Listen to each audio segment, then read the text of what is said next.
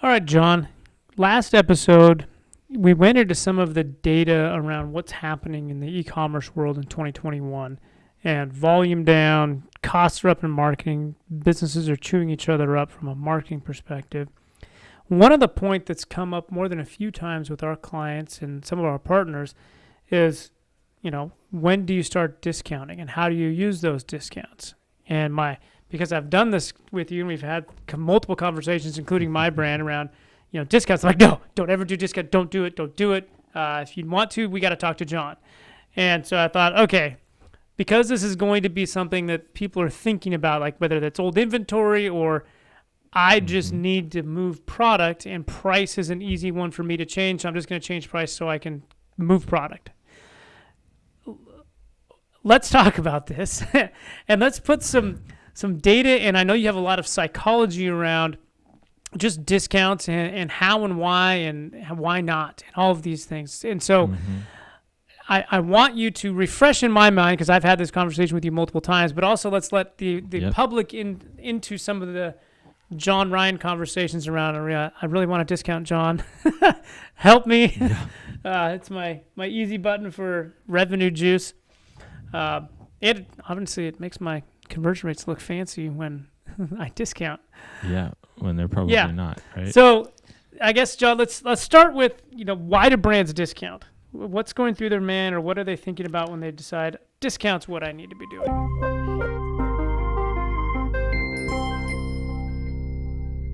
Well, I think, unfortunately, you said it earlier, that a lot of brands use it as the easy button, right? And so a lot of e-commerce businesses, and just retail businesses as well, lean on heavy discount pricing to help carry their brand through maybe difficult economic times like pandemics. Maybe they get the vast majority of their sales during holiday seasons, so they feel they need to do like a mid-year discount, or just even to drive conversions. I mean, I know you've heard me say this before, but discounting is not conversion optimization. It's margin drain, right? And so, I think going back to the coronavirus example, according to a recent study done by McKinsey & Company, 40% of consumers are more mindful of where they spend their money, and 32% say they're going to be moving to use less expensive brands or products to save money coming out of the pandemic.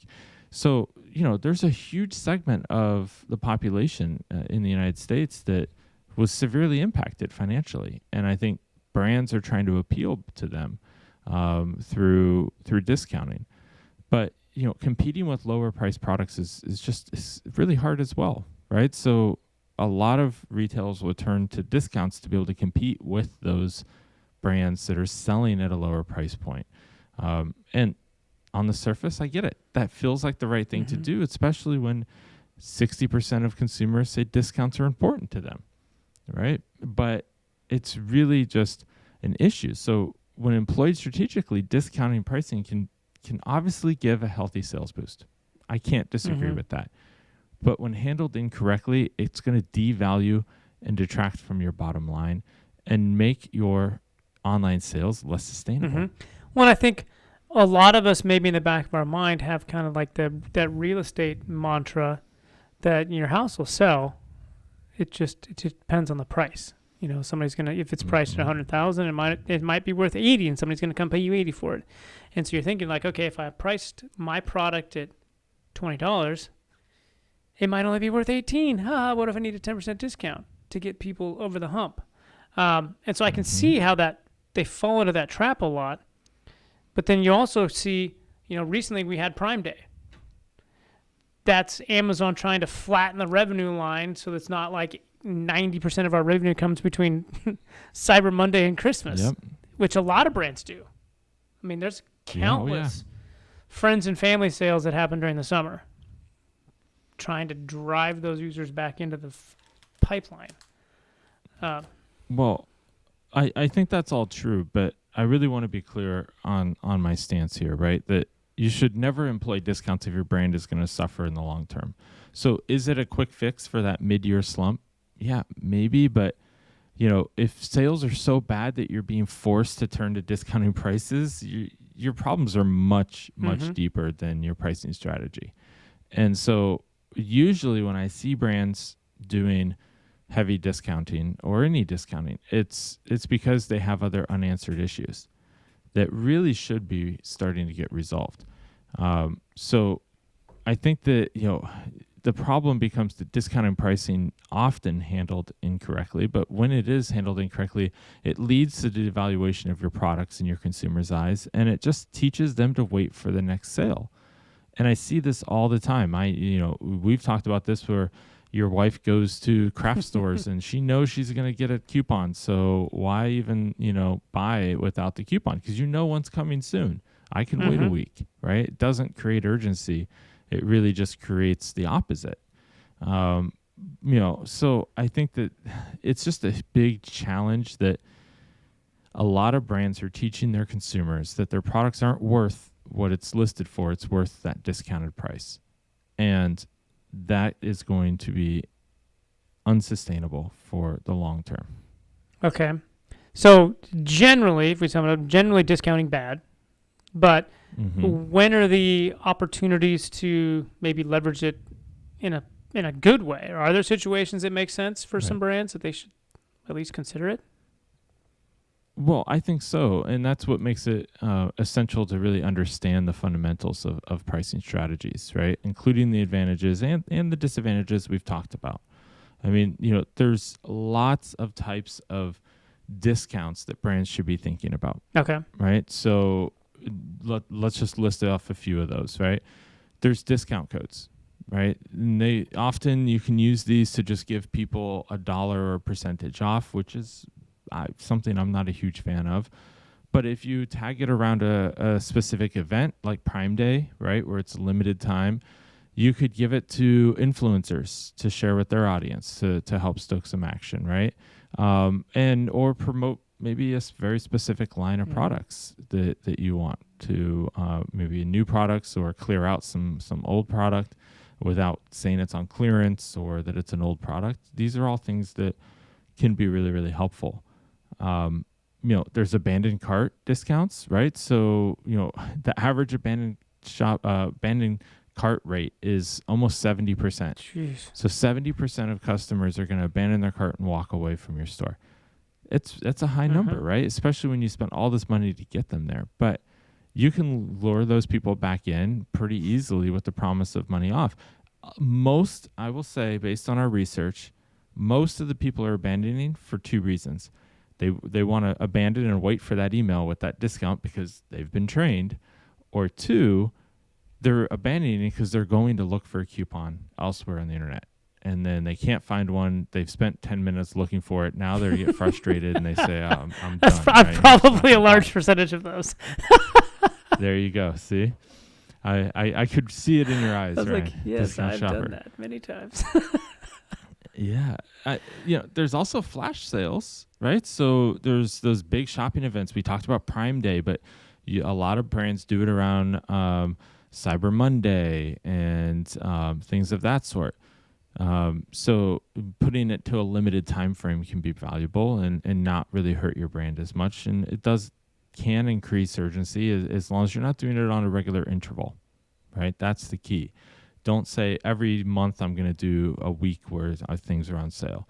Consumers are just going to know to come back during that week, right? But if you do it once a year, or twice a year, or even just say, hey, for the next 6 hours, we're doing this special, something of that sort, it can work pretty well. One of my favorites is when you start thinking more on the promotion side, less on the discount side. So do things like free gift with purchase, right? So, when you get something for free, it feels really good typically. And, this isn't so much about the discount, but, really just sweetening the deal. And it's really good for things like first-time customers, right? So after your first order, you get something that's complementary to your products. Or maybe you get a sample of another product that is complementary and they may like.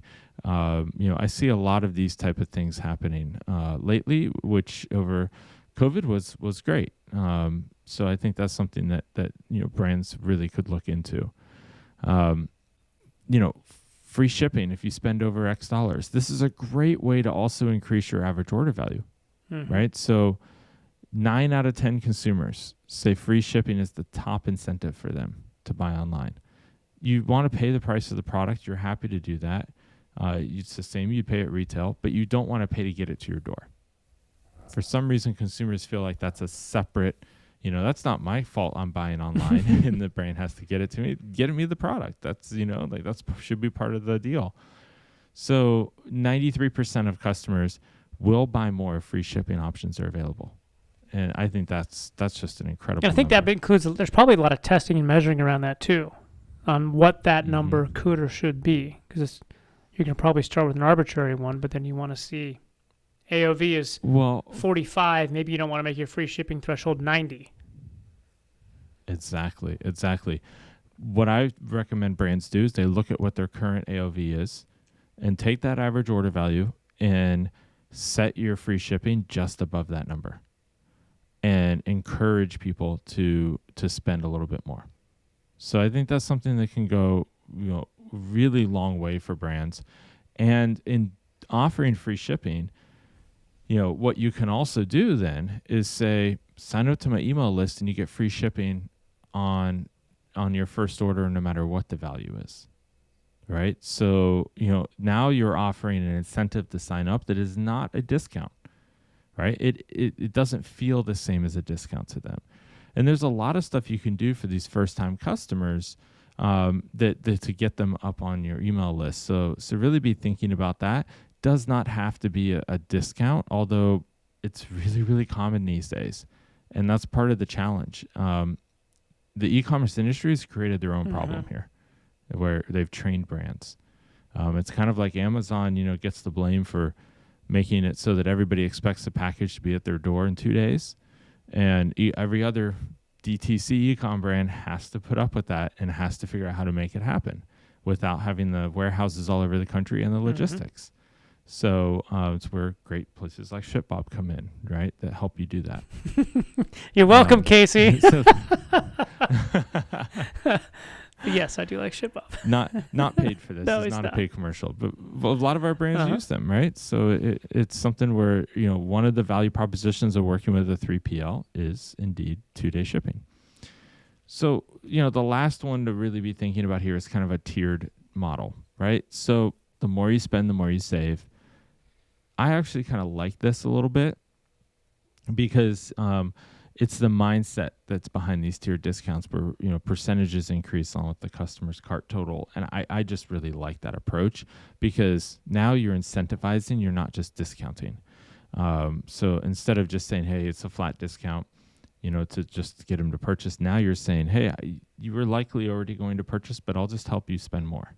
And I think that can work out. Now, have you seen any app or plugin for that? Because having some Shopify and BigCommerce sites, I can see that being one of the biggest pains in my existence online, trying to figure out how to put that tier in place.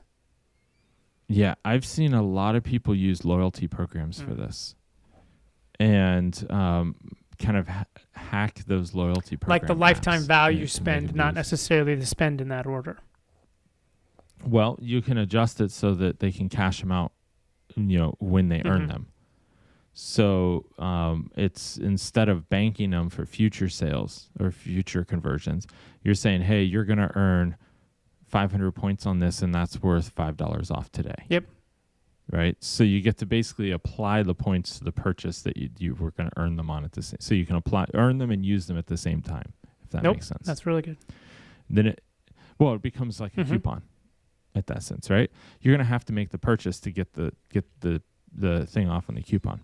But now you're just saying, hey, you're signed up for my loyalty program, right? You were going to earn points on this exact purchase, but you can also apply those points to this purchase. Starbucks does a good job with that in their app.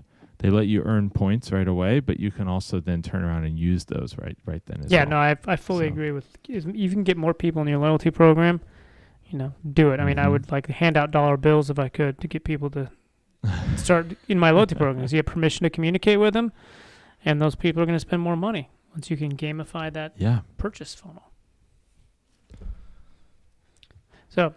So Yeah, I mean, I think look, there's a lot that goes into these. I mean, if we want, we could spend time on the psychological principles behind this. A Yeah, little I bit think that too. would help because it's not just as simple as, here's a discount, use it or not type thing.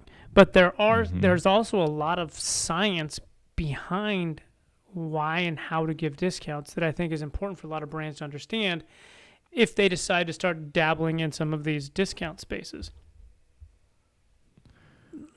For sure. And I think, you start thinking about things like just conditioning, right? If you start offering these discounts too frequently, you're just training that audience to wait for the Mm-hmm. promotions. And so you really need to be thinking about just conditioning right off the top. How are you going to offer these deals and how often? And I think that if a little bit of planning in this goes a long way, and as we said up front, a lot of people are just hitting the easy button. I'll just throw discounts out. I'll just do dollar percentage off. But then you really are ruining yourself in the future.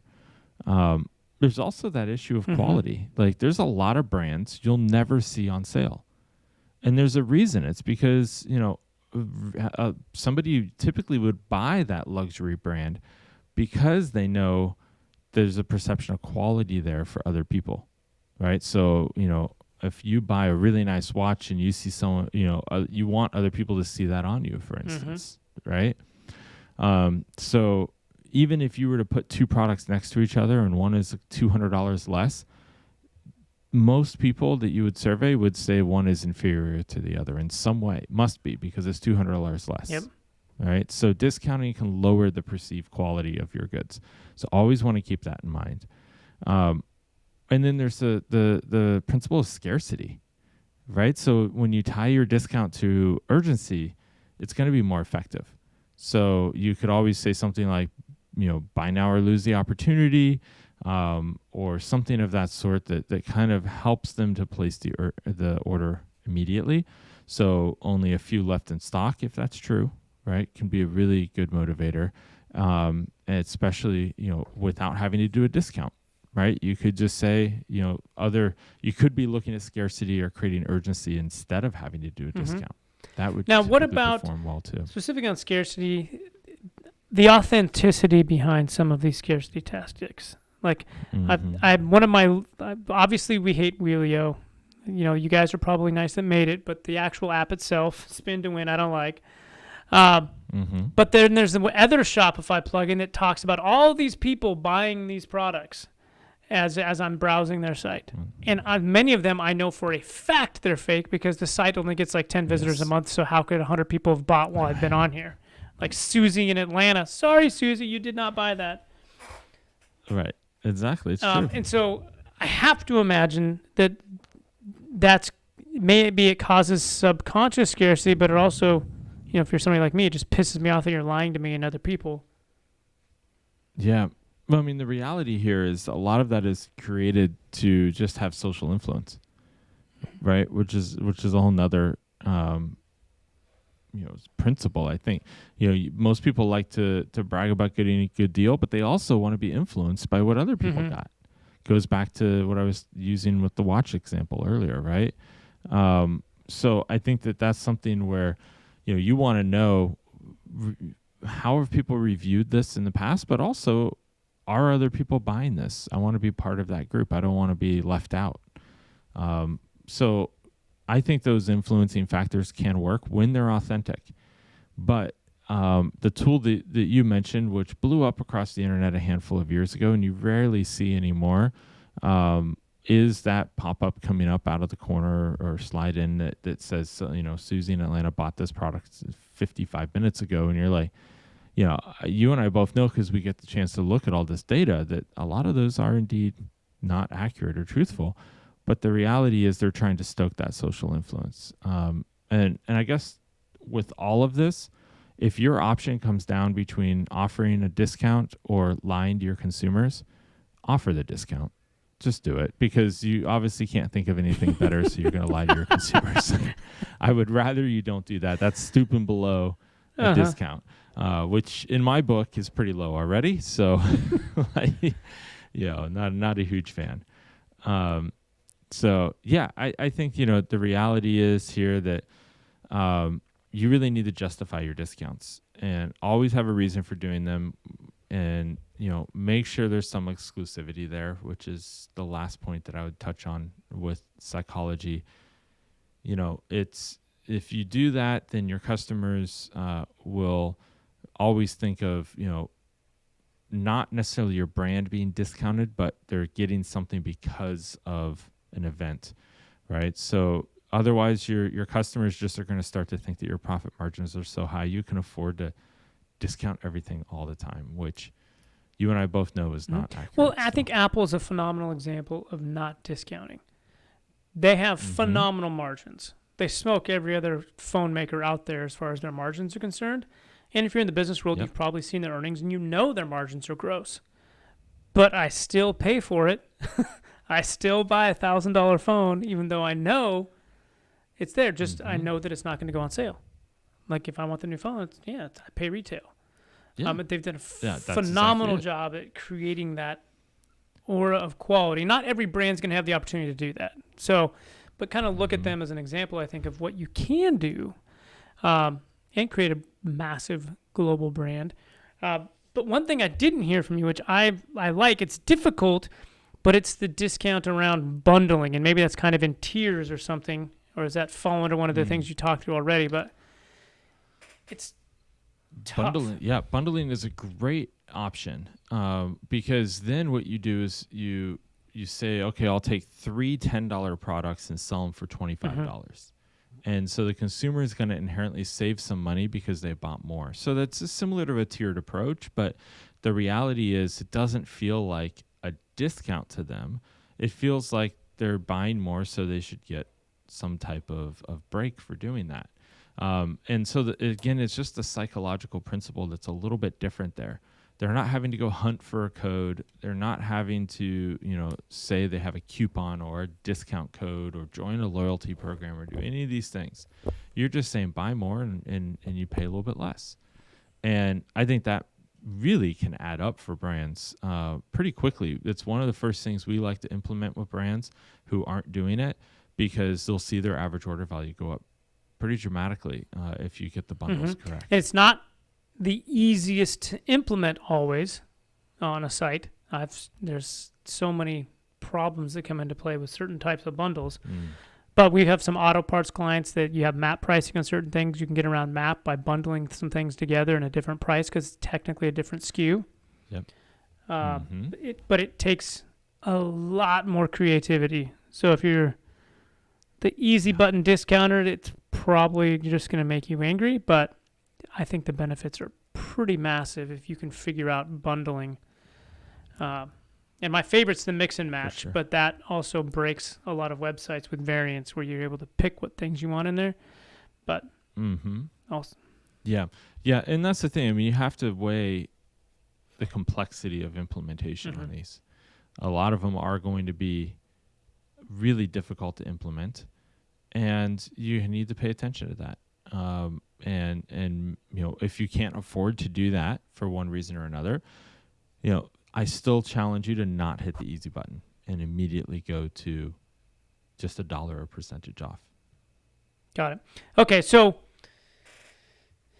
punchline in e-commerce, discount pricing, is it a good idea or a bad idea? Well, I think incentivizing customers can seem like the right thing to do, and adding a discount code is just the easy button, as we've talked about, the default way of doing that. But, well, it might boost your sales numbers. I think it comes with serious trade-offs, and that's typically why I don't recommend that. I hear all the time, but everybody is discounting, right? I mean, I've heard that from you too. Well, sure, because they are just hitting that easy button, not trying to find the best way to boost their sales numbers or increase revenue or instill brand loyalty. All of those things are really important. And, I don't want to say you should never offer discounts. I'm simply saying that there's better ways to incentivize purchase. Increase the value your customer receives rather than slashing your prices. And I think you'll find that you'll really avoid a lot of the detrimental long-term effects of discounting. Those really drained margins, that lower customer lifetime value, the the high churn, or even attracting those less than ideal customers that are really just going to be a customer service nightmare, and in the end cost you way more to service. So there's a lot of things to be thinking about here.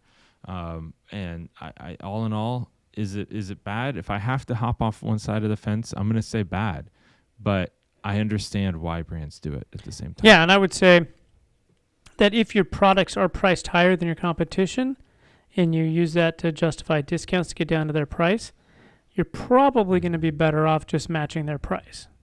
And that's going to help from a Google shopping perspective and discoverability when you're just on par. I forget who I was talking to earlier in the week, but I said, I will get companies that still to this day tell me that they charge more for their products because they have a very educated workforce that have more experience than all their other competitors. I was like, well, that's awesome, and you should have that if you can, but at the same time, if nobody's bought from you before, they have no idea that that's behind the scenes. And so if I see your shop at 20% premium and somebody else that's at a 10% premium and everything else looks the same, I'm going to take the one that's not as expensive. Like if they've got reviews and they look legit, I'm not going to pay extra because I want to be nice. And I am a nice guy, but I'm still not going to pay extra. I feel, I understand that. I think pricing is a huge challenge for brands. And instead of doing the research and understanding where they should be priced, if you're just offering a discount, again, you have a big problem. So usually discounting comes from the root of a different issue that has yet to be resolved. So I highly recommend taking that step back first, really evaluating if a discount campaign should be used on your brand or your site. And if you're thinking, yes, it should, then have some really good understanding about why you're doing that. And maybe what is the systemic issue that could be fixed? Yeah. And I challenge some companies that would come to us for trying to level their revenue stream by doing sales in the middle of the year. Maybe you need to diversify your product line. Maybe that's a better answer than just discounting all the stuff that generally sells in the winter. Maybe you need something that sells in the summer. Maybe you need to do pool toys or sunscreen or something to help flatten that, or go in the other hemisphere during the summer if you're winter stuff. So lots of options, but it's definitely more complicated and challenging than discounting, but probably more valuable. Yes, like most things in business, the easy way is likely that what's going to get you the initial gains, but not long-term success. Yeah, nobody wants to buy a business for a premium when all you've done is discount to get sales. There you go. Boom! Anything else, John? Any other parting words? I think we should end on that note. All right. Thank you, sir. Thank you, Ryan.